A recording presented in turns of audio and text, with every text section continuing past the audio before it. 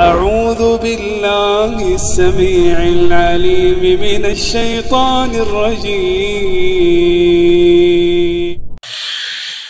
بسم الله الرحمن الرحيم. السلام علیکم ورحمۃ اللہ وبرکاتہ. اگر کسی لڑکی نے لڑکے کی نانی کا دودھ پیا ہے تو نانی کا دودھ پینے کا مطلب یہ ہے کہ وہ لڑکے کی ماں کی بہن بن گئی ہے، کیونکہ لڑکے کی ماں نے بھی اس کا دودھ پیا ہے، اس نے بھی اس کا دودھ پیا ہے، یہ دونوں دودھ کی طرف سے آپس میں بہنیں ہیں. تو جو ماں کی بہن ہوتی ہے وہ خالہ ہوتی ہے، تو یہ لڑکی پھر اس کی دودھ کے اعتبار سے خالہ بن جائے گی.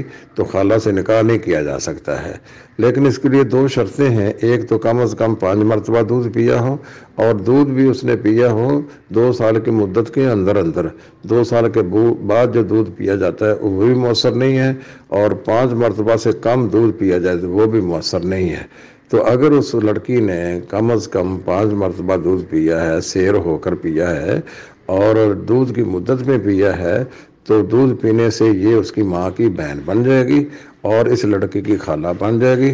تو خالہ سے نکاح نہیں ہو سکتا ہے، خواہ نسب کے اعتبار سے خالہ ہو یا دودھ کے اعتبار سے خالہ ہو.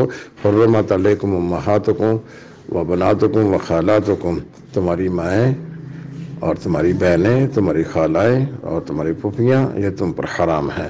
اس اعتبار سے اس لڑکے کا اس لڑکی سے نکاح نہیں ہو سکے گا.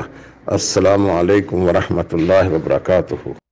اللهم إنك عفو تحب العفو فاعف عنا. اللهم إنك عفو تحب العفو فاعف عنا.